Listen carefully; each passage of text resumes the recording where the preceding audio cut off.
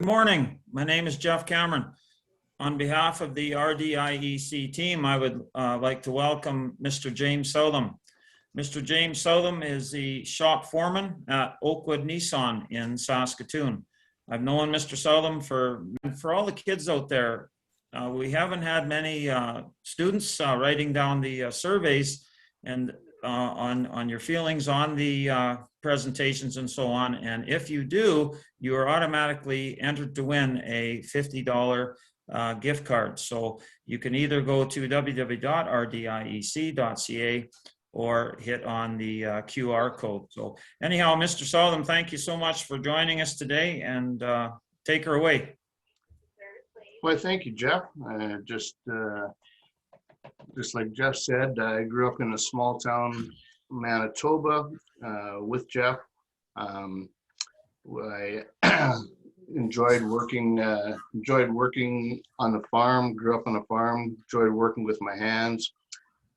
So I always had a interest in mechanics and that. So I'm going to just go through today. I'm just going to talk a little about my background, where I started from, my duties as a shop foreman, the equipment we use here in the shop, a few of the challenges that come with the job, along with the rewards, kind of the salaries and benefits, so you have an idea of what you're getting yourself into, other opportunities in this field, and then we'll round out with some questions if anybody has some.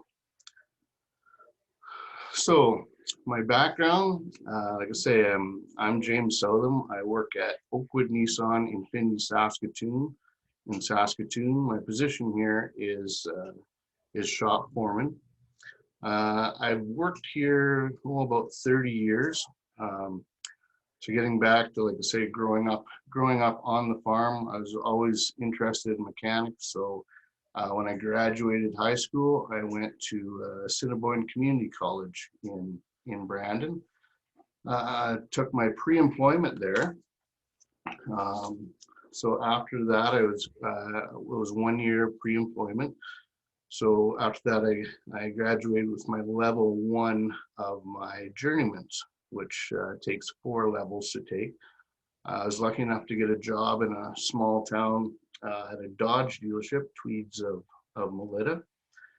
So where I worked there for the next 3 years, and every year after that, I went back to Brandon for another level of my journeyman's for 2 months schooling, and then back working on vehicles again.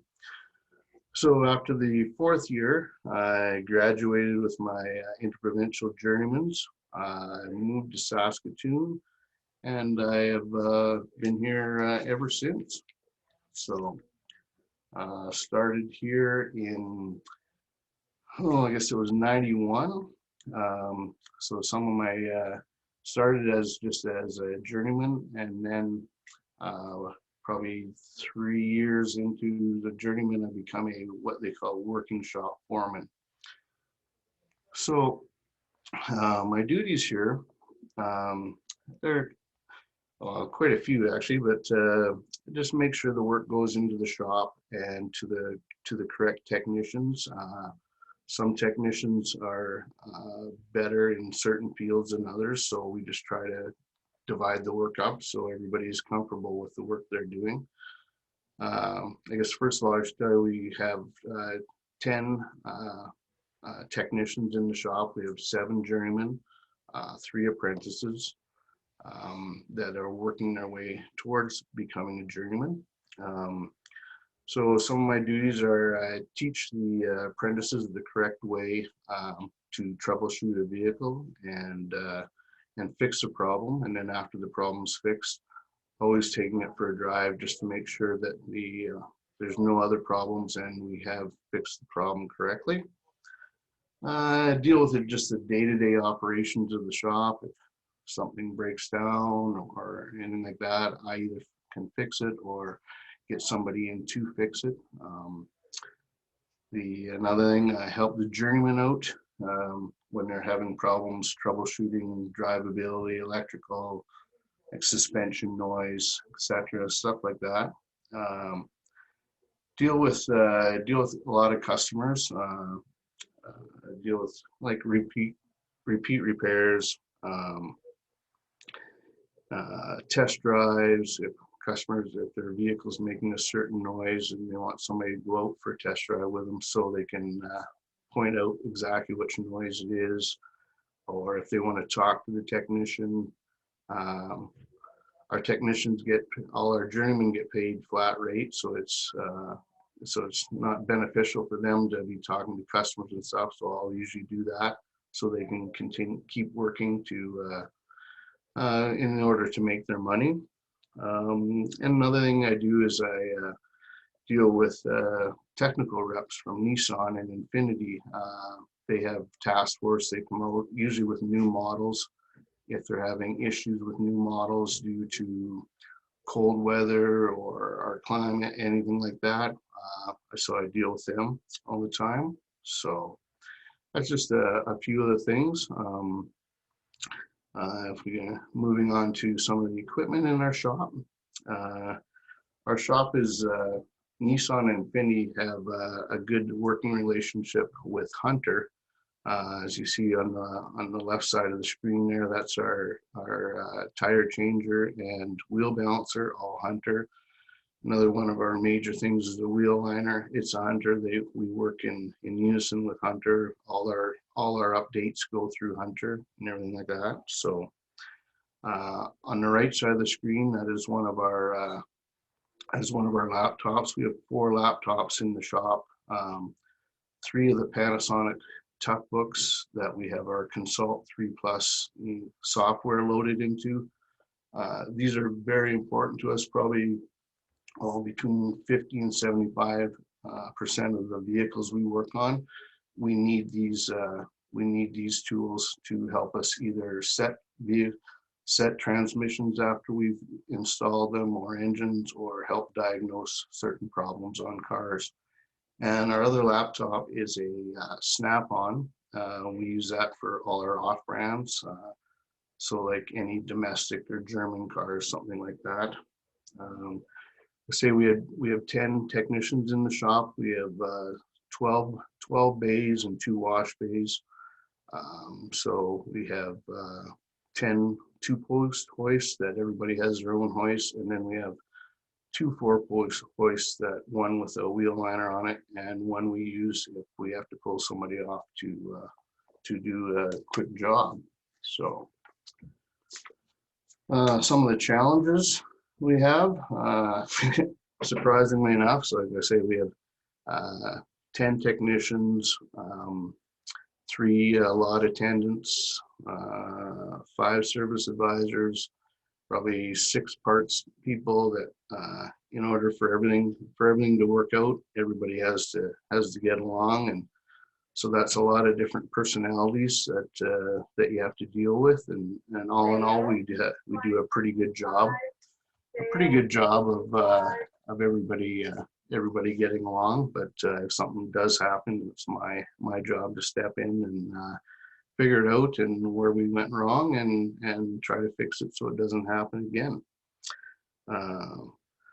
Another thing is, like I say, dealing with customers can be a challenge, not always, but just on, like I say, repeat repairs, stuff like that. Somebody wants to talk to a technical person with me. I found over the years the best way to do is lots of communication. You keep the customer informed on what's happening with their car, and usually you have very few problems with it. So always keep them posted. That's a big thing. You can move on to rewards. Rewards, lots of good things about this. You can make a good living out of it. One of the things I like with Nissan Infinity, they have what they call a NISTEC, which is a competition they run every 2 years for all the Nissan and Infinity technicians, actually all over the world. In Canada, they run, like I say, they run it every 2 years. There's 3 different levels to this competition. The first one is a written test. And in Canada, they have 3 different regions. There's the West, Ontario, and then Quebec and the Maritimes. So everybody writes the same test at the start of the year. If you're in the top 12 of that, you go to regionals. Here in the West, our regionals are held in Vancouver. And so if you're a regional thing, you're in the top 12. So then you go to Vancouver. They actually have 3 different stations that they put bugs into vehicles, and you have an hour to figure out what the bug is, to repair it, and make sure the vehicle is running properly in the end. With that, if you are the top 4 in regionals, well, then you get to go to Toronto for nationals. So then there's the top 12 technicians across the country that compete at nationals. And once you get to Toronto, if you get lucky enough to win there, well, then they have a world international competition that's held every 2 years in Yokohama, Japan. And back in 2002, I was lucky enough to win Canada and got to go to Japan for a week and a half for this competition, where I ended up placing second in engine rebuilding. So that was a pretty big thrill for myself, and it was lots of fun. So there is rewards to it as well. Next, we move on to salary and benefits. So if you're young people looking at, that's probably one of the big things you want to know if you are getting into this profession. Now hours, I can just tell you what we run, and most of the shops in Saskatoon run the same hours. We run Monday to Friday, 8 to 4:30 with half-hour lunch. We are open Saturday mornings for oil changes. We have one apprentice that comes in and does oil changes, and then he gets a half a day off during the week, or he can just get paid overtime, whatever he likes. So other than that, apprentices, it all depends, of course, what level of apprentice you are. There's level 1 through 4, but you could make on a range probably 30,000 to 50,000 a year as an apprentice. And then our journeymen all work flat rate, which is piecework. They get paid for the work they do. And we seem to be pretty lucky. We're a pretty busy shop, so our journeymen do pretty good. They range probably in the 60 to 120,000 range per year. We get 3 weeks holidays, of course. Just like anything, once you hear 10 years, then you move to 4 weeks. So, and opportunities in the field. Like I say, automotive isn't the best for everything, but if you do have a background in automotive, it is fairly easy to move into like an auto body shop or a heavy duty shop or an ag shop. There's lots of ag here in the prairies, lots of ag shops around that are just dying for good journeymen. So their pay is probably even a little bit better than the automotive, but so. Or another thing you could do is work your way up. I was lucky enough when I was young, I got to be a working shop foreman, which is more or less you still work on vehicles and everything, but then you help out other guys just a little bit, not as much as, about 6 years ago, I moved into what they call a non-working shop foreman, where we were big enough we needed a guy full-time. So I very seldom work on customers' cars anymore. I do the odd time, but it's mostly I just help the other guys out, which is pretty good for myself anyway. And then there's always every every national company like Nissan, Infinity, we have our own technical team that come out to check out problems on mostly on newer vehicles, stuff like that. But that's just not us. That's like anything like the big three, Ford, GM, Dodge, uh, Toyota. Every company has the same thing, their technical team, and you can move up into that, and so that's a little bit more travel, but it's actually a pretty good job as well. So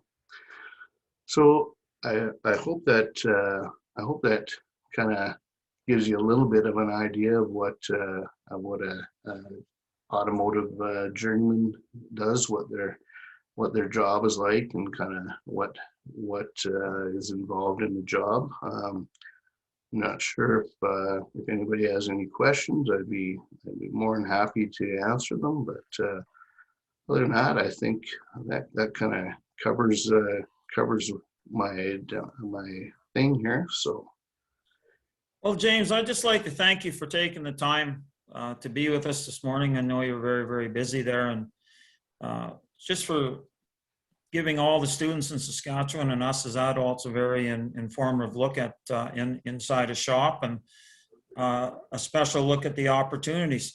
One question for you: if you're a high school kid out there, what if they're looking to do something? You had the interest in working with your hands and so forth.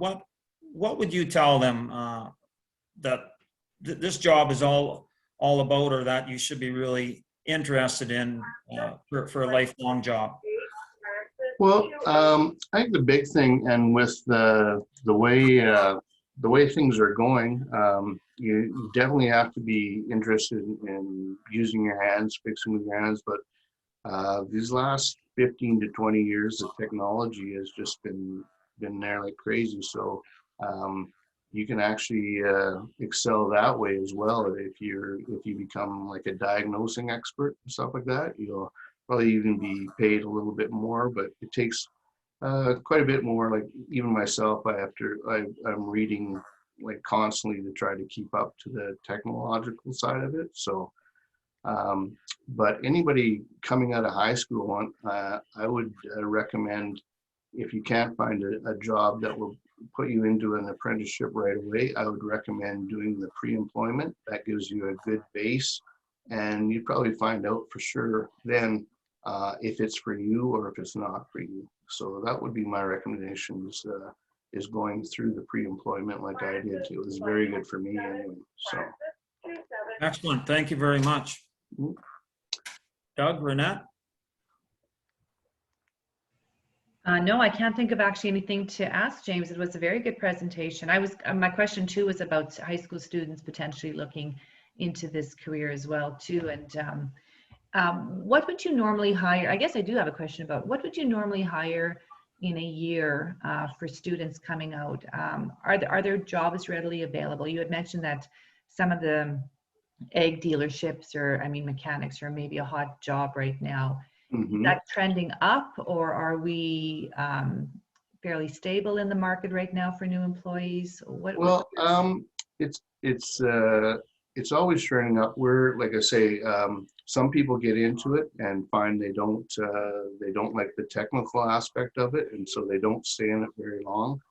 I know we've been very lucky. We've had guys interested, but we didn't have room for them then, so they actually became lot attendants and started washing cars for us. And then the three guys we have in the shop right now have all come through our wash bay, and because they wanted to work on cars, but we didn't have anything at that time. But within probably anywhere from 6 months to a year and a half, we were able to move them all into the shop. And because every shop needs apprentices, you can't be top heavy with 10 journeymen, or it just doesn't work. You need the young guys to do like the oil changes and stuff like that where they're learning. So yeah, like I can't talk for every shop, but we probably bring on one or two a year anyway. So awesome, thank you so if much. that answers. if that answers your question. Yeah, oh yeah, definitely, for sure. Thank you so much. That's great. Yeah, very much so. You just Because have, sorry, I just had one question. Because of innovation and so much computerization in vehicles now, do you see the job market in your area increasing or decreasing? Actually, I see it increasing because, like I say, there is so much technology, but so it's almost like you're weeding out the older guys like me that don't want to keep up with the thing. Seems to be a lot more early retirement and younger guys coming on. That like I say, that we're hiring quite a bit. So I actually see it increasing, Doug. Thank you. yeah, excellent answer, James. The old adage of just having a very good attitude and wanting to work, guys working in the shop bay and wash bay and so forth and sticking Oh. around, and then a job opens up. James, one last question here. What do you see in electric vehicles? How's that going to affect you? Do you see that as a wave, or is it? Well, I've I've heard of a couple of different things. Myself, coming from Manitoba and Saskatchewan and Prairie Province and oil provinces, I hate to admit this, but I think it's going to be coming on to a thing of the future. Now I've heard, and this is just from our technical people that I deal with, that once they figure out where they can get a longer life battery, or where you can go more than 400 to 800 kilometers on a charge, they think that electrical is going to come in strong. And so if you're not moving into that, you'll probably get left behind. Now, I'd hate to think that, but it is coming. So probably only a matter of time before they get a battery that will go your 1,000 or 1,200 kilometers, and then I think it's only a matter of time before electrical, even here with our winters, I think you're going to see a lot more electrical vehicles on the road. Excellent. One last question. So would the engine component be the same with electrical vehicle as with gas? Obviously, there's going to be some differences, but will there still be lots of parts to fix and the working parts similar, or? Yeah, well, not so much engine parts and stuff like that, but you'll still need the transmission to run it, and you'll still have like brakes and steering components, stuff like that to change, but it will be quite a bit different as far as the engine wise, that's for sure. Yeah. Well, James, we know you're a very busy man here, and so thanks again so much on behalf of us all here. No problem, And, Jeff, anytime.